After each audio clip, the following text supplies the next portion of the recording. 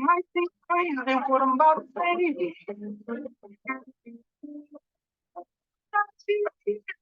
Take a break. I feel I could go to space with the end without a way.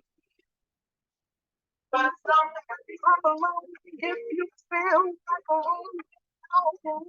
But something come along if you feel like happiness is the truth. Because something you know what happiness is to you. Because something come along if you feel like that's what you want. Hit some back, talking this and that. Don't hold pride, oh yeah, I'll be just fine. More friends to you, don't waste your time. Here's why. Because something has to come along if you feel like a home. Because something has to come along if you feel like happiness is the truth. Because something has to come along if you know what happiness is to you. Because something has to come along if you feel like that's what you want. It bring me down, can't remember. It bring me down, the love is still high. It bring me down, can't remember. Hello, everyone. Nice to have you here. And hope for those of you that are newcomers, thanks for being here. And we are part of Con Valores Incubadora. We are Andrea Platero and Melquiades Lozano. We are the co-founders. For those of you that you already know us, nice to have you here again. And I don't know, Melquia, if you want to say something? No? Nothing. Only thank you for being here and enjoy. Okay, perfect. For us, it's a pleasure to have you, all of you here.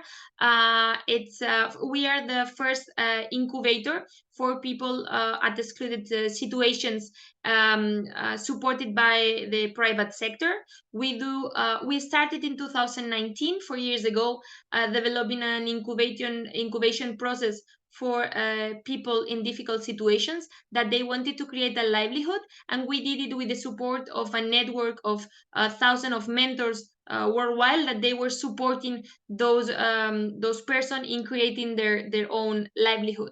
We work in Spain as where we are based, but we also work in another 22 countries, especially in South America. And in 2024, we will go worldwide with our program being in English, French, and most probably also in Arabic. For us, in all this journey of growing as a organization, we were using and we were applying for different Erasmus European projects, and we realized that there was a lack of knowledge for so many other organizations, that they were doing a great impactful projects in their places, in their local levels, but they didn't have the access for all those knowledge of European international calls. For that reason, we decided to create Con Valores Hub. This is Fans Week is part of the events we develop as Con Valores Hub, and we have created a network of thousands of organizations worldwide that they want to make a difference in the local level, but sometimes, like, we struggle, all of us, to get funds. We are here to share our knowledge and also to create synergies between organizations. One of those synergies is the one I'm gonna introduce to you today. For me, it's a pleasure to introduce you now to 3 of our experts. They will be our speakers. They are coming from 3 different organizations. They have been working with EUROPAID, and today they will introduce us to this call. They will know what is the things we can do to increase our funding with this call. Now I'm gonna introduce you to the 3 of them that they will be here today in this journey of EUROPAID. You here will see them on the screen. They are coming from different organizations. They are wait a second, because Sina, I will, okay. Yeah, I cannot, now that she has the video, yeah, I can put her here. Thank you, Sina. They are coming from 3 different organizations that they have experience working with EUROPAID. I will introduce the 3 of them. First of all, I will go with Victor. Victor Marsal is a Nairobi-based business development and strategist with a decade of experience and MBA in international business management. Now is serving as a business development and partnership manager at COA. And Victor orchestrates sustainable social enterprise models, secures funding, cultivates partnership, enhances brand visibility, and drives product development. His ethos revolves around hard work, integrity, and excellence, guided by the motto, "Sky is the limit." Welcome, Victor. Thank you so much for being here. And we will take that motto of yours and we will make it part of us, of our hub. And as we say, sky is the limit. When we wanted to do Fans Week, we thought so many organizations would want to join, but now it's like in less than 3 weeks, it was like 1,000 organizations. And for next events, we are sure it will be more. Secondly, I will introduce you to Sina Timini. She is the CEO of the Good Samaritan Association. She holds a BA in social business with a focus on economics and statistics from the University of Botswana. She is the CEO of the Good Samaritan, and she has successfully designed and implemented HIV and AIDS programs, notably contributing to the HIV prevention campaign against multi-concurrent partnership in Botswana from 2010 and 2015, funded by the World Bank. Timini's initiatives also include the establishment of a youth center in Selive Pigwe, sorry for my wrong pronunciation, Sina, and the implementation of the Youth and Women Economic Empowerment Project under EUROPAID, where HIV and AIDS were addressed as cross-cutting issues. And her organization has also so much experience on EUROPAID. And last but not least, we will be introducing Alessandro Ugolini. Alessandro has more than 22 years of activity as rural development, humanitarian and environmental project management, and consultant with many different donors. He has been country director of 3 Italian NGOs. He's Italian, but right now is the executive director of a Brazilian civil society organization, and he's connected from Brazil. And he works in many areas of development, WASH, agriculture, food security, environment conservation, territorial development, traditional populations, with civil society and local and national governments. He has also experience, like the other speakers, in writing, managing, and monitoring projects in different calls, and one of them is EUROPAID. I want and thank you for all the effort you have made to be here today, to be the speakers, to be able to share the knowledge that your organization from Botswana, from Kenya, and from Brazil has, and to want to share it with those more than 150 organizations that are not connected. Thank you so much. And now it's like I give you the opportunity to tell us more about EUROPAID. My colleague Andy will be sharing the screen, and thank you so much for being here. I will now give you the time to explain the call. Thank you so much.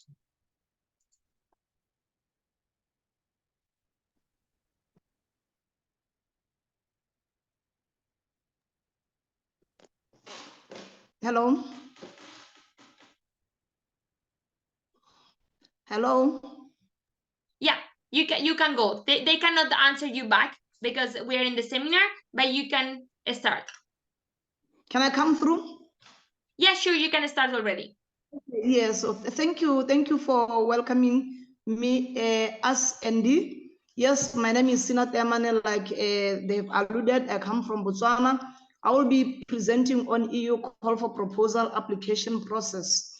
And maybe just to start by saying that for one to apply to respond for an EU call for proposal should make a decision that he or she or whatever can will be able to write the proposal. You need to make that decision because writing a proposal is really time consuming. So, and for you to make a decision, you need to look at your strategic documents, you need to look at the objectives of your constitution, and to see whether really you are aligned to the guidelines, to the EU guidelines. The second thing that you should look at, you have to check in the website, in the EU website, whether your country is eligible for applying. So it's very, very important. And also, you also need to check your capacity, whether you have the capacity to carry out the project. Next slide, please. The other thing that you should do, you need to register for PADO, do PADO registration. PADO is an online database in which organizations register and update their information. You upload your documents, especially they're looking at critical documents like the constitution, the registration certificates, the audited reports, and the financial identification forms. So you really need to register for that, and because you need to apply using the prospect. So you need to get an European Union ID. Thank you. Next slide, please. Now, there are 4 parts of the call for proposal for EU. We have the concept note, the full proposal. We have provisionally selected people who will be going through due diligence and then the grant signing. But I'll be just treating number 1 and 2, because for provisionally selected people, they would have already assessed your documents in the PADO. So I think they're just going to check the stakeholder analysis, the stakeholder involvement, and also whether you are existing, whether you have got an office. But otherwise, as for the documents, they will be uploaded in the PADO. So really, the due diligence, I'll not talk about that. But let me go to the next slide that will address the concept note. In the concept note, we have the general information. And mostly this general information, you need to address it at the end of the proposal, because it's a summary. You have got a table that summarizes the whole proposal, and also a 1-page project summary. Like I've advised, you need to at least work on the proposal and write it as the last thing. But maybe because it also scores some marks, let me just show the 4 points that are included in the summary. You need to give the background, what has caused you to write the proposal. You also need to talk about the project purpose and link it to the call. You need to identify the target groups, tell us whom are you targeting, and you also need to talk about the stakeholders. Identify the stakeholders who will participate in the project. You also, now the very important, most importantly, you also need to mention the activities, but in the summary, there will be just main activities, not detailed activities. So the activities, the expected results, the outcomes, you really need to mention them. Then you need to also come up with the schedule, the time frame. The last thing that you should acknowledge or recognize is the external factors that can jeopardize your proposal or your project. So you need to mention the external factors. For example, maybe COVID-19, if it's a threat to your proposal. Next slide, please. Yeah, we are still continuing with the relevance. The second part under relevance of the action, you need to stay relevant to the objectives of the call, to the objectives of the EU call, to the sectors, to the theme, to specific priorities. In other words, when you write, you should really convince the donor that you are the best candidate. Why would they select you? Are you relevant? So you need to indicate which lot are you choosing, which priority area are you choosing, which theme are you choosing. Yes, like for example, at our organization, when I was implementing the EU project, we chose the gender theme, women empowerment. So what we are supposed to do under this component under this area, what you're supposed to do, you need to link it to international policies, like maybe the CEDAW, United Nations Convention on Elimination of All Forms of discrimination against women. So you need to link it to the CEDAW, whether your country has signed and ratified these international laws. This is very, very important. You also need to acknowledge the cross-cutting issues that needed to be treated. You need to also show some structures of participation for the beneficiaries. Lastly, but not least under this point, you need to link to the expected results of the call. Yeah, I've given an example that in our organization, there was a result that said that wanted to strengthen civil society so that they can participate in human rights. So we made sure that we linked it, we fulfilled that result of the call. Next slide, please. The third part under relevance is relevance now to particular needs in your country. You need to now come down from the international level to your country and come up with some research, come with a pre-project situation, and justify your case. You need project justification. You also need to do some problem analysis, come up with the causes and the results of that problem. Yeah, the other thing, you also need to highlight the needs and the constraints.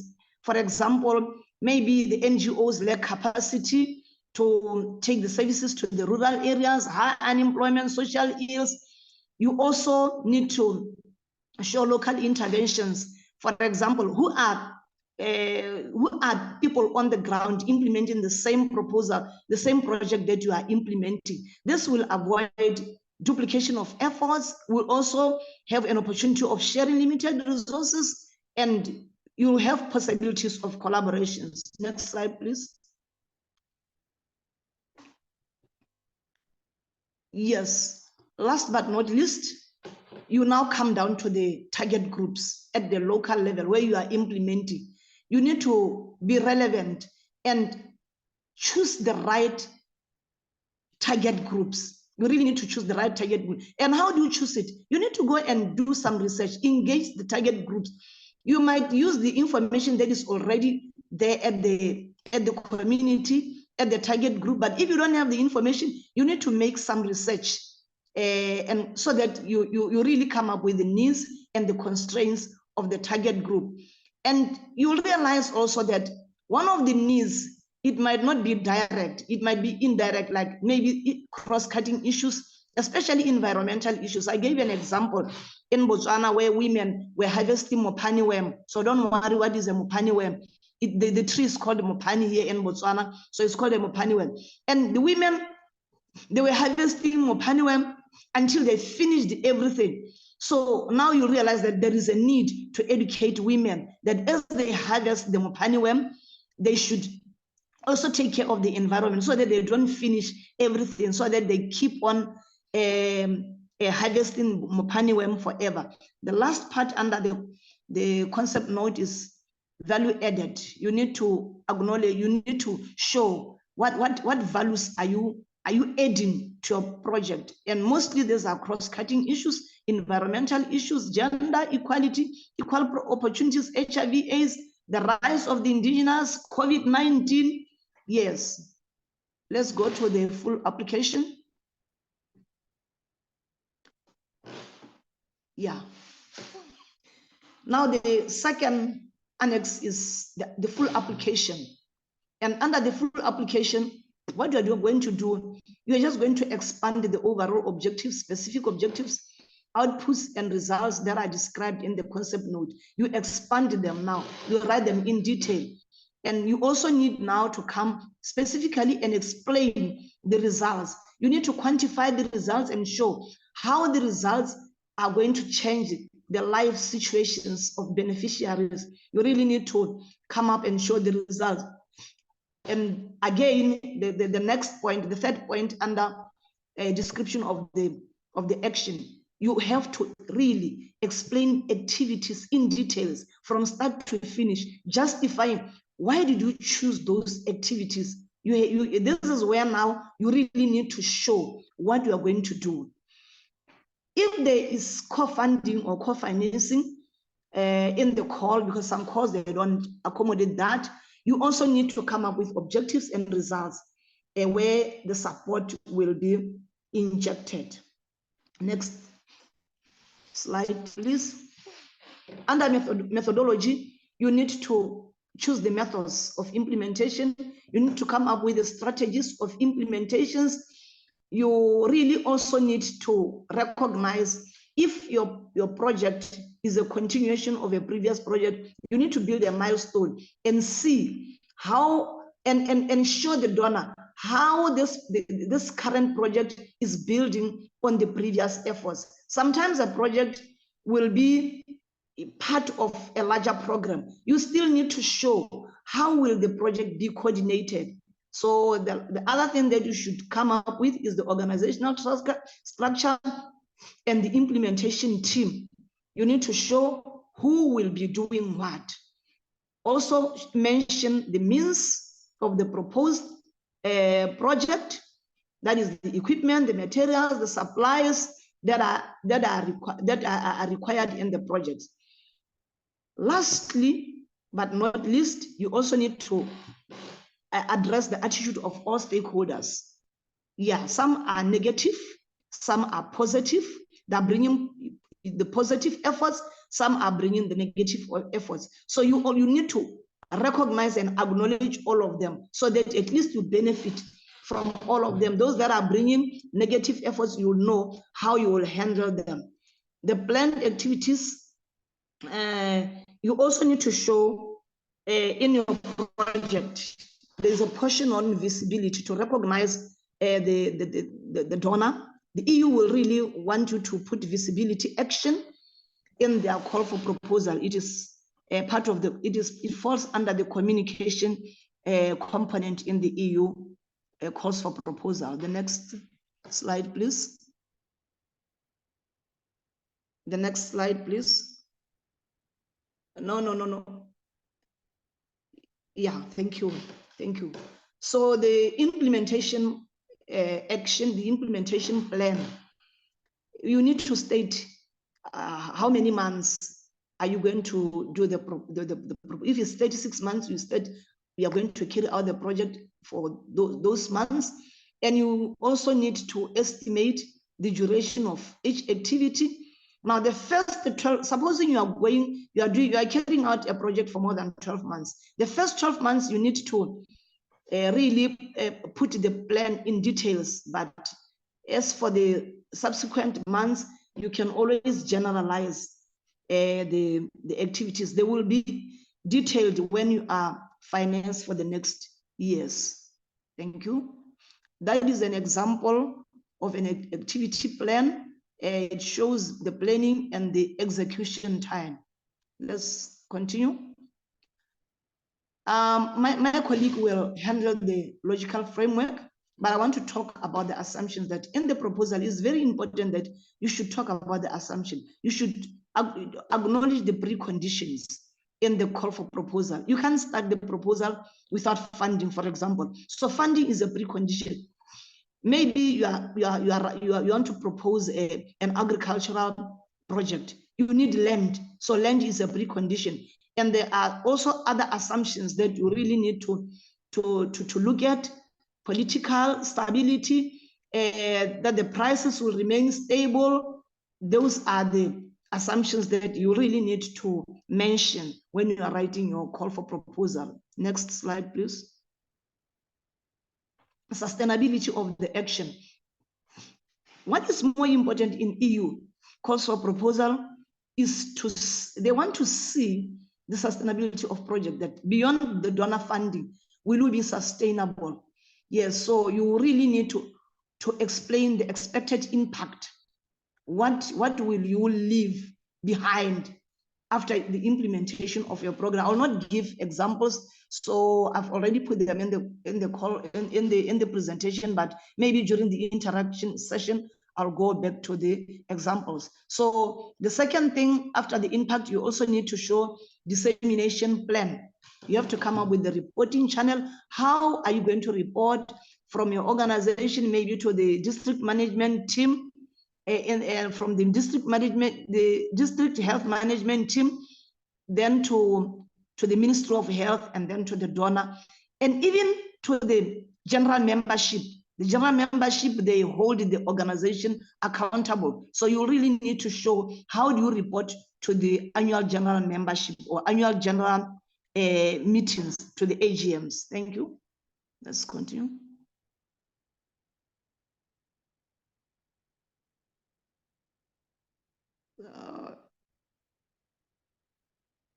Okay, can you go back a bit? Yeah, right. So you really need to come up with the risk analysis and come up with a contingency plan. So come and measure your risks, your risks. What the impact will it bring, and the probability of occurrence. Normally, if the risk is bearing a low impact and low probability of occurrence, you don't need to worry a lot. But now, when you've got medium and high, or high and high, you really need to come up with a contingency plan. And normally, the contingency funding in the EU funding is 5%, and you need to plan around the risk factors. Let's continue. Yeah, like I have alluded, that you really need to show some sustainability at the end of the day, that beyond donor funding, the project will continue, but without now your hands, without your help. So there should be some structures on the ground on how the proposal will be sustainable. We have to look at financial sustainability. This is very, very important. I'll just give you an example of one organization that was implementing the Peer Mother project. And when the project finished, the Ministry of Health, the government adopted that project. So you see, the financial part has been covered up because the government has adopted. Now the government is running the PMTCT project, but it was piloted by one organization. Institutional capacity. If you are doing HIV/AIDS testing, and when the donor goes, do you have the place where you will be doing HIV testing? Or after the donor goes, you also close shop. So you really need institutional capacity. And bear in mind, this sustainability, it doesn't have to do with your admin cost, your operation cost. It has got only to do with the project. Policy level, whether there are some improved legislations, some code of conduct, consistency in existing frameworks, and even the environmental sustainability. It's bad for you to implement an economic empowerment project. For example, I gave you an example of Mopani Wem. And when your project finishes, you finished all the Mopani trees, you see now. So you really need to make sure that, and mostly the environmental sustainability is treated as cross-cutting issues. Thank you. Yeah, I think as for the projects covered by EU, we normally put proposals, though sometimes we don't become lucky, we don't win, but we know. But it covers, EU covers, a lot of projects from agriculture, tourism, and nowadays we saw also EU supporting Ukraine with the war, the development and humanitarian, gender, youth, what have you. I've just picked a few from that long list. Okay. Next slide. Yeah, thank you. That's it. I hope I was able to stick to the time. Thank you. Thank you so much, Sina. Now, any one of your colleagues can join the presentation to explain your part.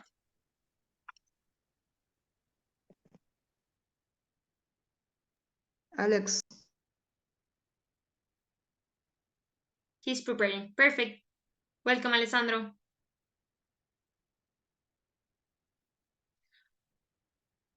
We have to open your, because you are mute.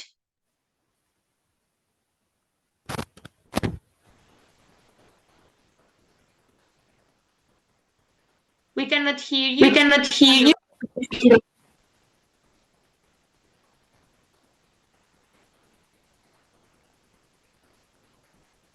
I think might be because of the headphones.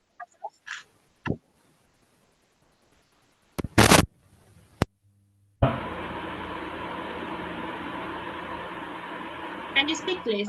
Yeah. Okay. Thank you. Good morning and good afternoon. My name is Alessandro Golini from Brazil, and I will rapidly introduce our experience with European Union. Speaking about the project that have been recently approved and that started a few days ago, implemented here in Brazil with the organization EUROPAID, that is the association that I'm representing, and APAC, that is our partner organization in the implementation. Next slide, please. Next. I will introduce rapidly the project and the logical framework, and then I will pass to talk about some do and don't about the project formulation. The problem has been approved in the call dedicated to civil society organization from the EUROPAID delegation of Brazil. The project is called Hamamundo and is aiming at implanting information technology in the Amazon region and to promote the marketing of the local population of agro-extractivism product and to improve their ability to contribute to the governance at local level, at municipal level. The project is implementation in Brazil, in the state of Pará. Its length is 40 months, and the total budget is about 800,000 euros. Okay, we can go to the next slide. What about the logical framework? The logical framework became a little bit complex with the European Union because of some recent changes in their approach to the logical framework. Recently, the European Union changed its vision about the logical framework that was organized around 4 levels, the classical 4 levels of a logical framework that are general objective, specific objective, results, and activities. A few years ago, the European Union decided to change its approach to introduce a 5th level in the logical framework. So they shift their approach, introducing a level that is called intermediate result or deliverables, depending on the delegation. European Union, EUROPAID, is organized around national delegation. For example, here in South America, we have the Brazilian delegation that is responsible for a set of some South American countries. So, for example, for Peru, I think for Uruguay, for a lot of countries are coordinated by the Brazilian delegation. And each delegation adopt different approaches, slightly different approaches. So a few years ago, the European Union decided to introduce a new logical framework approach with 5 levels.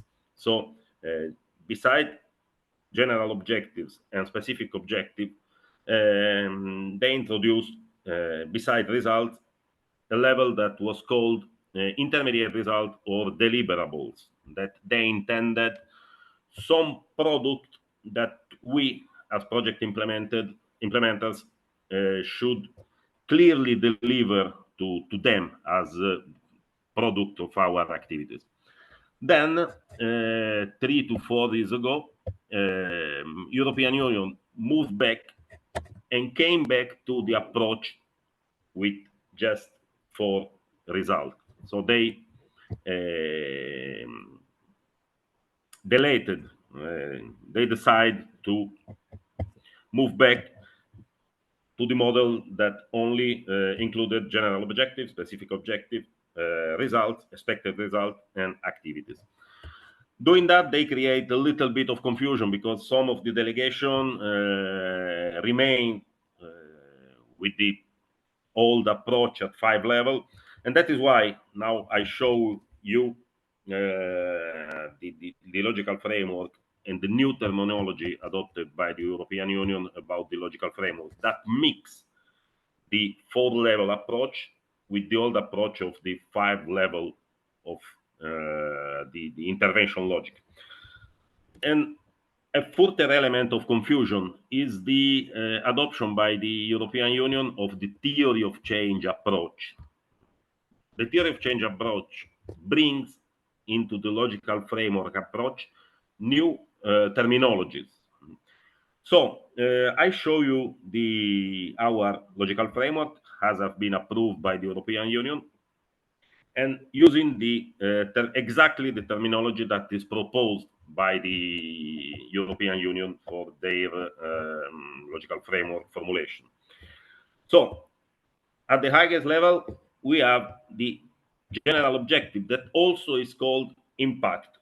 So we have two terminologies, one that is typical of the logical framework approach and one that is typical of the new approach in project formulation, that is that of theory of change.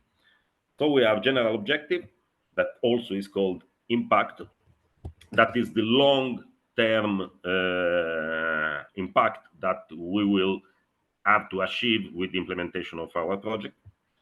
Then at lowest level, we have the specific objective that is called result. This is very confusing because normally we should find the expected result at the 3rd level. But as I said to you, the change of approach of European Union creates some confusion. This is the specific case of the European EUROPAID delegation in Brazil. So we have specific objectives that are called at the same time result. Then at the 3rd level, we have what is called in Portuguese realizações, that we can translate in English as achievement or deliverables. So that is intended as something that we must deliver to the European Union as a product, as a result of our intervention. And then at the 4th and last level of intervention, we have the activities, the description of the activities. Okay, so I'm reproducing here our logical framework with general objective, specific objective, and result. For achievement, here we lost one of the achievement. I will not enter the description of the activities and of the achievement and result. I just would like to explain how the logic of intervention works for the European Union now.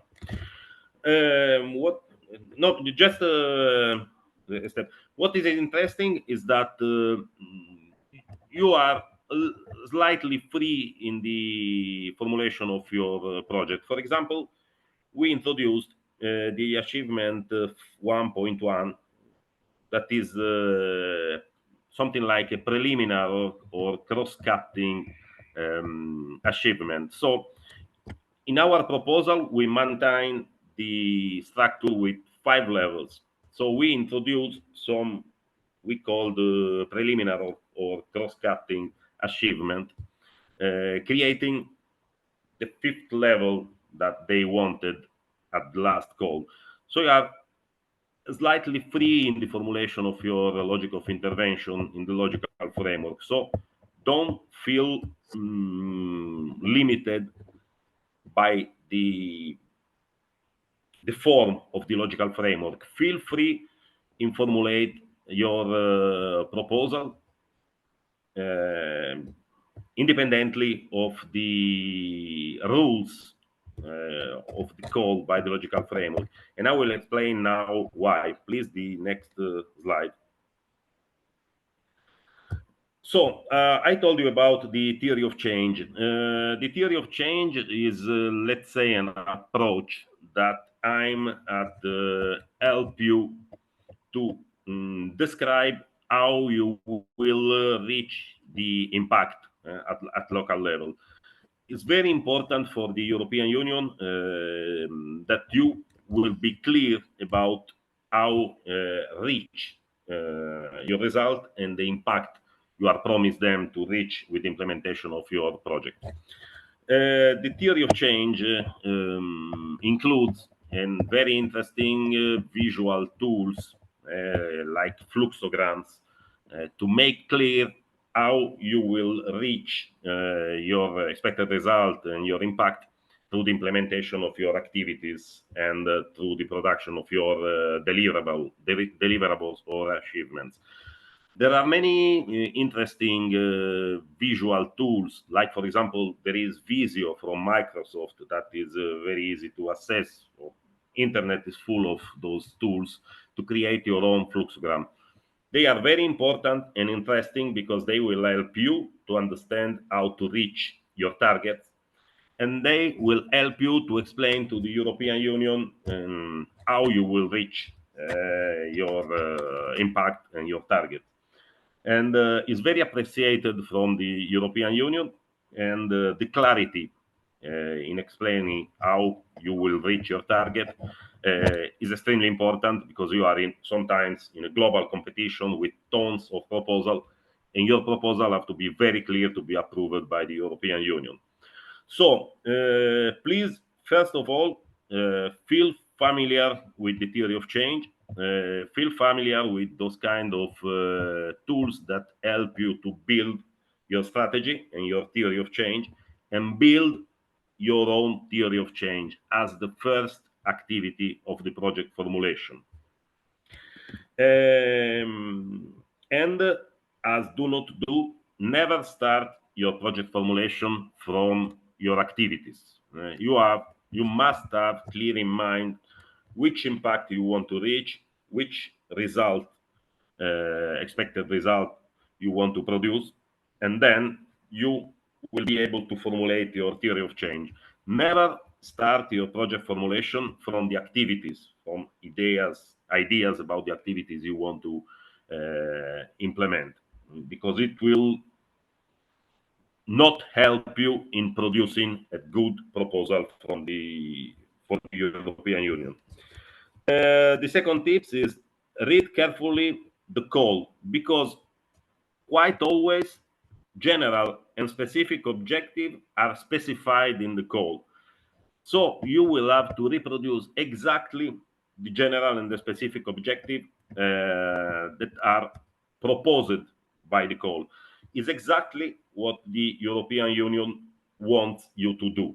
So normally I approved many we approved many projects with the European Union, and normally general and specific objective we copy paste from the call and put on our proposal. Clear, we change the location, we change some details in accordance to the specificity of our proposal, but normally we just copy paste general and specific objective. Is what they want and is clear on the call. The third tip is that of analyzing carefully global and European policies and initiatives. They are quoted by the call. The call normally dedicate a section to the European and global policies and national policies that they want you you consider in the formulation, and also in this case is something like a copy paste. So they want you to speak about a specific policy about gender, about environmental conservation. So you will have to enter the internet, search information about these policies, and write in your proposal that your proposal is in accordance with this, with that policy, and so on. So be very careful with European policies. Another very important tip is the following.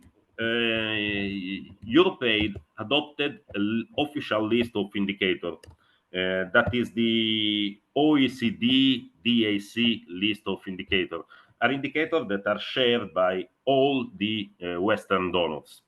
And they are very careful in collecting information about the achievement of those indicators, because at global level they are adding the achievement of all the projects funded by them to demonstrate that the global funding is contributing, for example, to the Millennium Development Goal or to the target defined by the Paris COP with respect to the climate change or to the mitigation.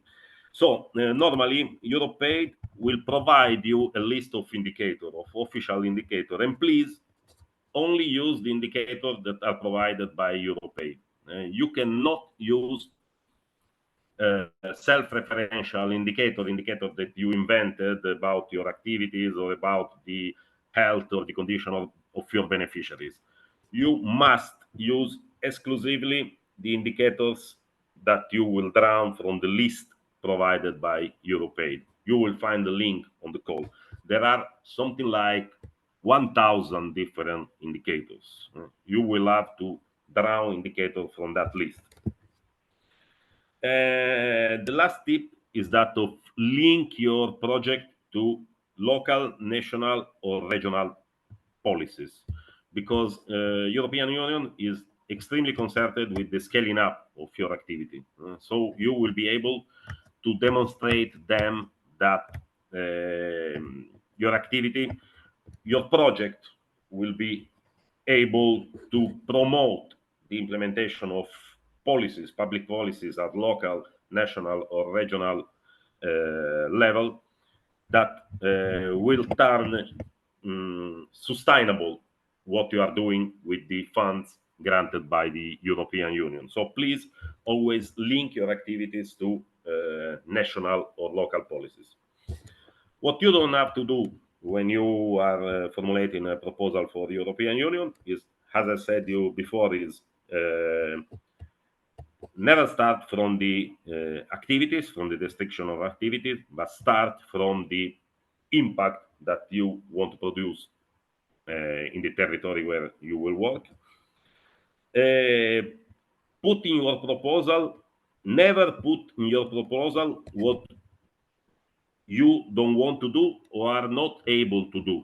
So feel free of putting your proposal what you are able to do, what is your vocation, what your organization do. Don't formulate a project just to write it because there are money available and the European Union want we to do something that we are not able to do, we are not interested, we never did it, but we will write a proposal. We work with agriculture, but the proposal is for child right, and so we will write the proposal to benefit children in our country. It will not be approved. You need skill, you need experience for you to write a proposal to be approved. So don't lose your time writing project about something that you are not able or you are not interested to do. And the last tip is that of never involve lot of organization in project formulation. Normally, only one organization or one person must take the lead of the formulation. So one organization is that formulate the theory of change, and then thanks to the contribution of the other organization, will be able to formulate a clear proposal, but never involve tons of organization in the formulation of your proposal, because probably you will produce something very confusing, and who evaluate the proposal will not understand where you want to go, what you want to do, and your proposal will not approve. So my suggestion is that of one organization take the lead, one organization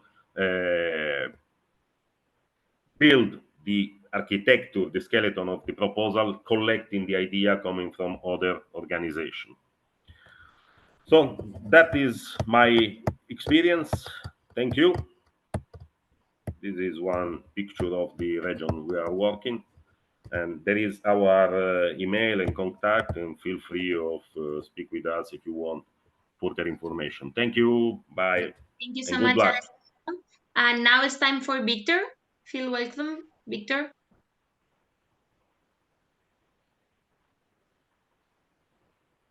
You are mute. You have to like. Thank you. Are you able to hear me now? Yeah, we can.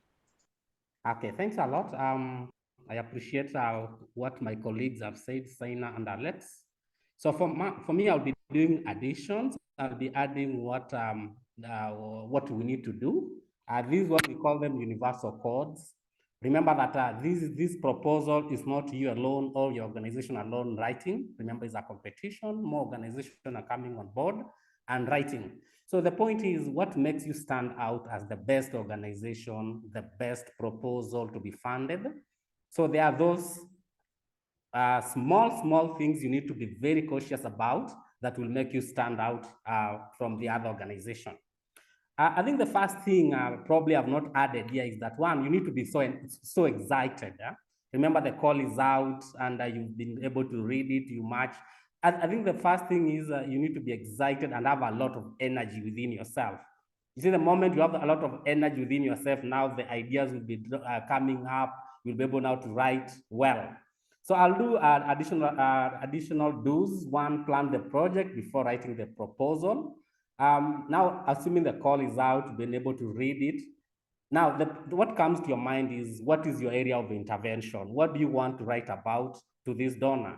Remember, the call is about specific areas they want to fund. So what exactly do you want to do? So that's the first thing. Plan your area of intervention before starting to write. Number two, establish your timetable to write the proposal and complete ITD procedures before the deadline. Now, there are those areas you need to complete online. Yeah, there are those templates you need to fill out. So remember to have your timetable well, write your proposal, and ensure you filled out all the areas, the templates that are required before the deadline. So do not do the proposal and there is probably another template you've forgotten to fill out. So that's an area you need to ensure that you've covered. Then another one is ensure your project matches the donor's criteria. Remember, the donor has specific areas, the way Alex has said them. Probably he wants you to use the RBM way of reporting or way of writing. So ensure you do exactly what the donor wants. Another one is follow donor's guidance and format. This one calls you to be very keen on details. So take your time to go through the call, read, reread, again, take a pause, take a break, and come back and read, and to ensure that you understand very well what the donor wants, what are the guidelines, what are the formats. Another thing is write for your audience. Remember, this is an area of intervention. For instance, you want to support girl child. For instance, you want to do gender equality project. So, now you're speaking for, women empowerment, for instance. So you do not have to speak for yourself, but for the audience, the people you are writing for, the people you want to support. So ensure you are now writing for your audience. The moment you put yourself in your audience's shoes, your area of intervention come out very well. Or for instance, you want to support a business to scale up. Yeah, so when you put yourself in your audience shoes, it matches very well with exactly, it makes the donor understand your point better. Another one is be clear and conscious. Be very clear. Do not cloud things, do not generalize things, do not make things soft or generalized. Be clear and specific to the point. Then structure your proposal with the headings, bullets, table diagrams. This is just to make your work clear and easy to read and understandable. Another thing, be honest about what you want to achieve. Sometimes a number of us write very unrealistic, goals. You realize probably you have 1 year or 2 or 3 years to achieve this. But you see, the area of intervention is so huge that you may not be able to achieve it within the time period. So it's also good to be just realistic to know what you want to understand within which time. And then another thing is explain need before solution. Now, this one, when you are doing a concept note, for instance, what is the problem statement? What do you want to address? So what is the problem? Once you do the problem, now you come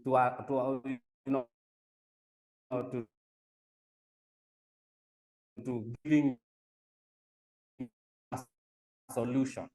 For instance, business in Nairobi, Kenya, terms of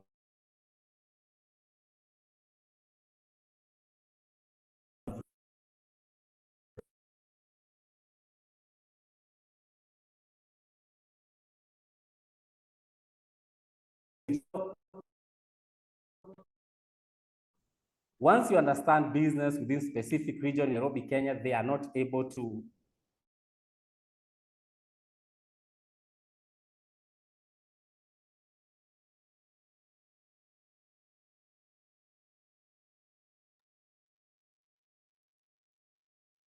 Hey, Victor, I think your connection is going weak. Maybe you can close your camera, and like this, we might have better connection. Okay, I think he just like dropped from the call because of the internet. He was saying to us the content dolls. I don't know if Alexandro or Zina, can you take on here, or we could be like.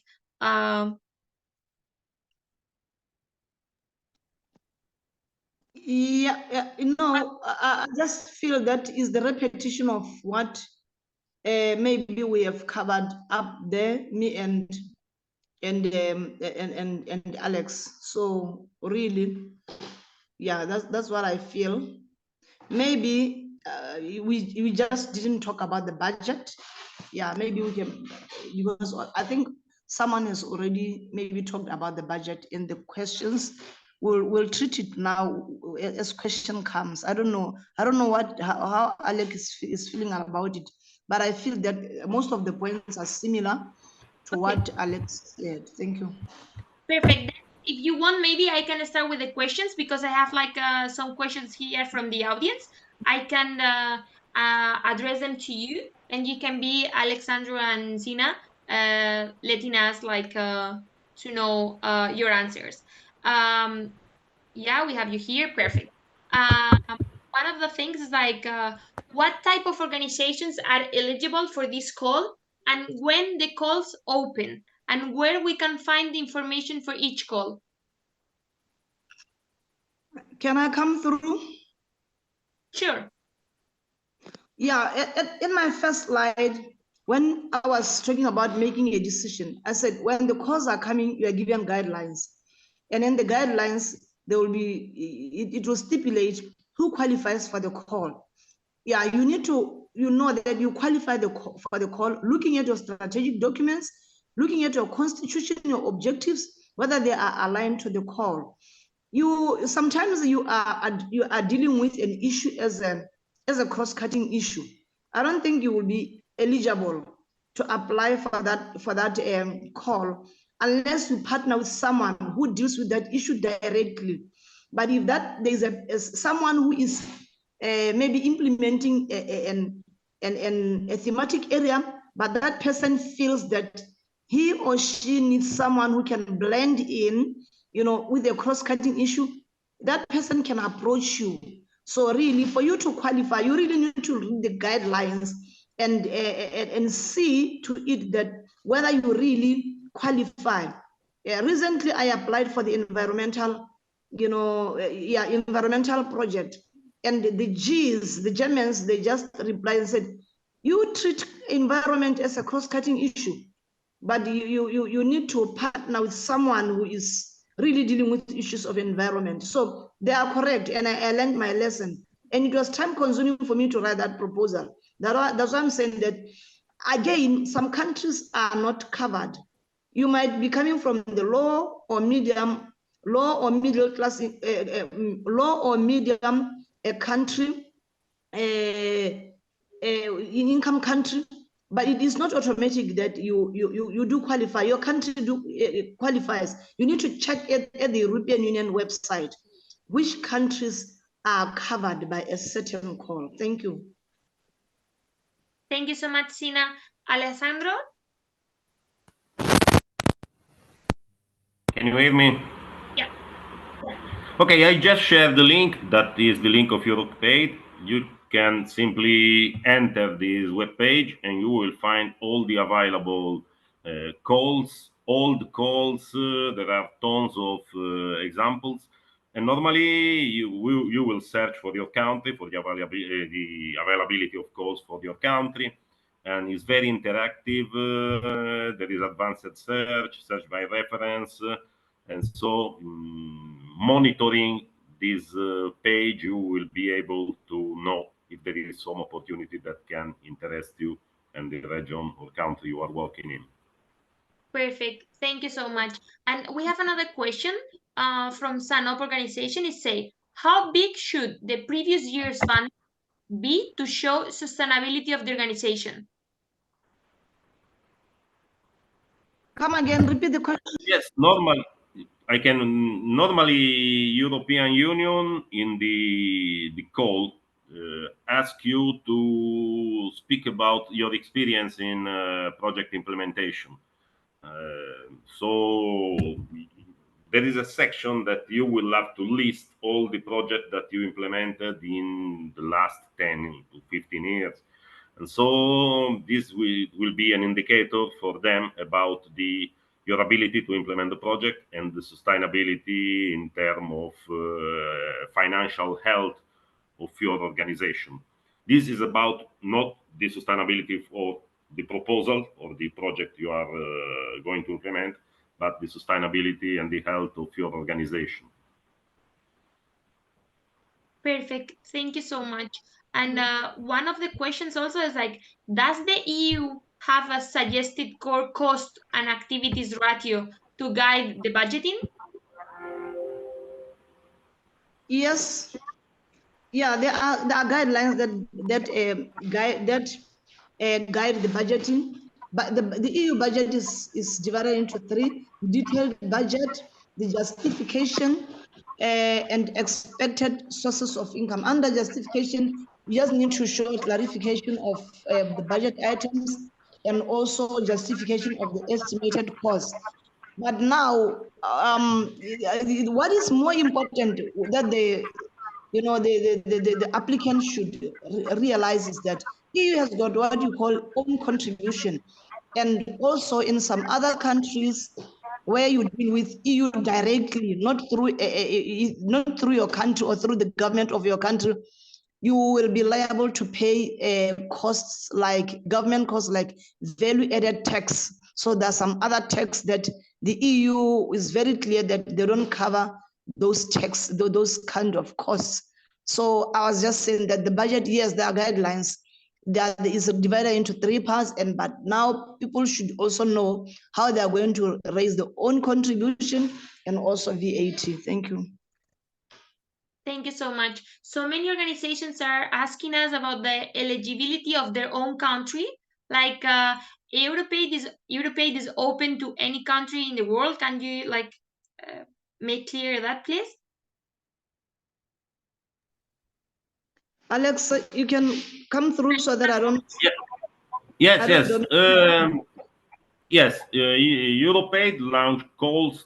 As I said, there are national delegation or regional delegation, and that are responsible for launching the calls for their area of interest. For example, in South America or in Africa, and normally there are each 2 years there are funds available for, let's say, all the world countries, especially if we consider in developing countries. For example, in Brazil, we have the call each 2 years, more or less. In Bolivia, also in my experience, it's clear that the European Union focus the countries that are in need.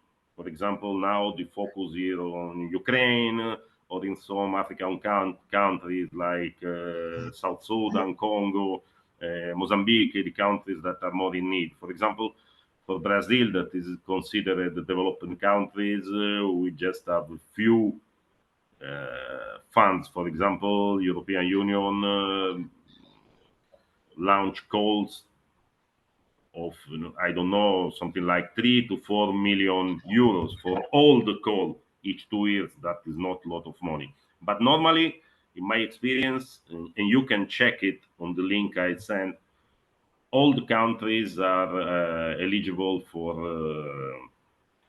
be funded by European Union. It depends on the call, when the call is launched, and on the specificity of the call. Okay, perfect. Thank you so much. The question is, how many partners should be in the consortium? If there is a minimum or maximum you think is ideal. Yeah, I have. Fortunately or unfortunately, I'm also learning nowadays, because funding is very skewed, that we really need to partner with others. But all my calls, I applied alone, and I want them. But going forward, really, like Alex has alluded, you really need to engage other people, because the European Union will want more impact. So I want to give my example, that my example is not a very good example, because I have won how many calls so far? 4 or 5 calls, but every time I was alone. So, but we are learning, and of recent I've not been getting the calls, because they're really looking at more impact and value for your money. So one, you can apply, as an individual, but when you partner, there are some points that you get to increase chances of winning the calls for proposal. So the minimum of 1, and then the maximum of whatever. Some might be lead applicants, some the co-applicants, and others be even affiliates. Thank you. Okay. And normally, yes, in my experience, normally European Union love the involvement of actors from different sectors. So is suggested trying to involve your civil society organization and other civil society organization, government organization like municipalities or local government, public sector also. And so when you manage to mix actors from all the segments of the territory you are working in, European Union will love it. So it's not the number, but it's the quality. University, for example, are welcome if you manage to mix organization from different segments. It would be great. Perfect. In your experience, I think how was your organization? Come again? Sorry? I think from our end, I think they appreciate consortium. I think the European Union appreciate consortium, because they believe one organization really doesn't have the expertise or the all expertise required. So I think what they do is, as Alex has said, that you're able to look at this organization is good in this particular area, the other organization is good. So when you come together, you really strengthen the chances of winning than being a single organization.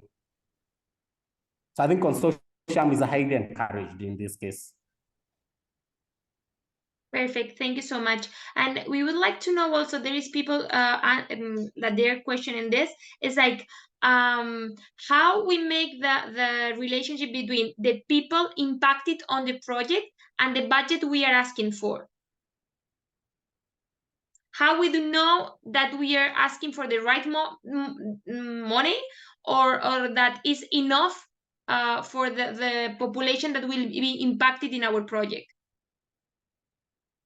Yes. No, what is more important is to do the needs assessment. Like I've alluded, you need to know the needs assessment, so that when you write the proposal, you don't under budget or over budget. So needs assessment is very, very important. You just need to go under the portion of relevance, to the beneficiaries and the target groups. You need to come down and, really find their needs, so that when you budget, when you plan looking at people's needs. Thank you. Thank you, Sina. Yes, and there is not a golden rule about the relation between number of beneficiaries and budget.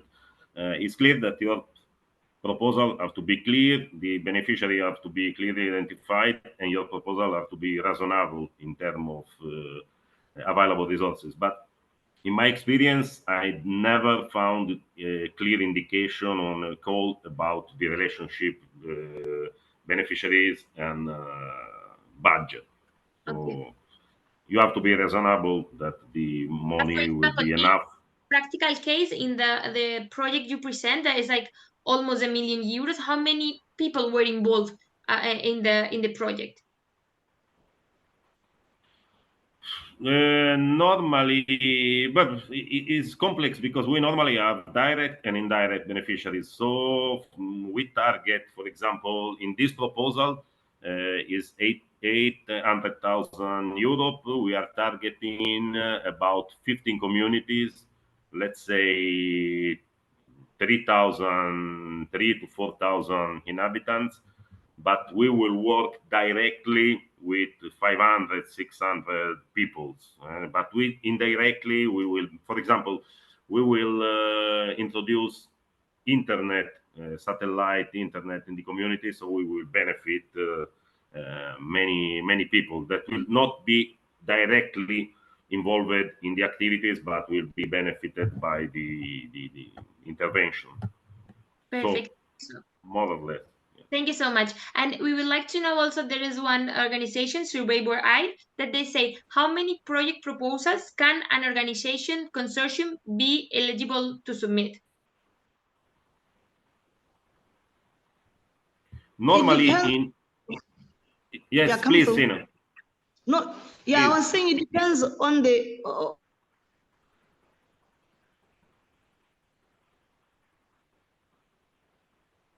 Can you hear us, Sina?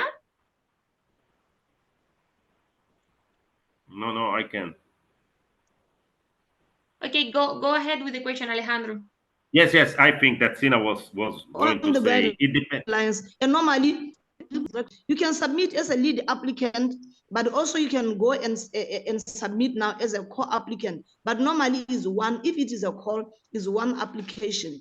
I've never mostly you don't have to apply twice as the lead applicant, but you can apply several proposals as co-applicants. You can get under many people as possible, but for you to be a lead applicant, it needs to be one call for proposal. Thank you.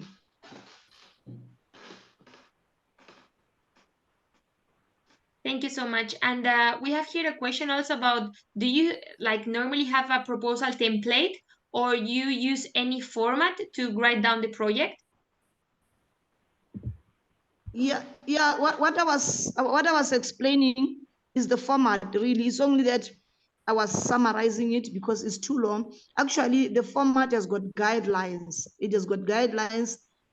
What is more important. I think that is what Alex was saying, that you really need to follow the guidelines, and the questions that are asked stick to the results that are suggested. Yes, you can be innovative, but it's always good to appreciate what EU has given you, because that will be their interest. Yeah, but the guidelines are there. Whether it's concept note or the full proposal, they give you the templates. Thank you. Thank you so much.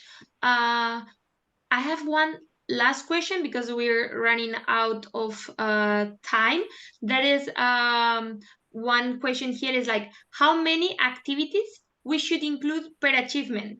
They say that in your proposal, Alessandro, they were like 3 activities per achievement. Do you work normally with this number, or it depends? No, really, it depends. You can. There is not a golden rule also about the number of activities. I think that a smart solution is that of proposing 3 to 5 activity to 6 for each achievement. But there's not a golden rule. It depends on the logic of intervention. You have to be clear about what you want to do, what you need to do, to reach your achievement. As I said during my presentation, you need to be free to build your proposal, a clear proposal, and there are not rules about the number of achievements, about the number of results. There are some indications that you will find in the code, but you need to feel free to devise a clear proposal that you will be able to implement and to achieve. And you have to convince the person that evaluate your proposal that you will be able to reach the impact and the result you are proposing. But I say let's talk about between 3 to 6 activities for each achievement or for each expected result. It depends on, as I said, on the delegation, how they will present the template of the logical framework. Okay, thank you so much for you, Alexandro, Victor, and Sina for being here with us. I have just sent the networking link for our networking event. If you want, feel free totally to join us because I'm sure they will even learn more from your experience. I will put again here the link just in case anyone wants to join. We will start now. I wanted to thank you so much for sharing the knowledge of your organizations because it's something unbelievable for us, like to be able to know about your own experience. And we hope in the future all those over 150 organizations that has joined can be able to apply for EUROPAID. And from our part, yeah, I have already sent the link. I don't know if you can check it. I will put it here. Okay, and here also you have the networking link. Please let me know if you are able to see it. All the participants. I'm writing it here. To, being able to check it and being joining us. If just in case there is any organization that cannot find the link, my colleagues will stay here and will send it to you directly the the link. Okay, and nothing. We will see each other in the network event. Thank you so much, and see you soon. Okay, bye. Thank you. Thank you. Bye. Thank you. Bye. Thank you. Thank Bye. you. Bye. Bye. Thank you so much.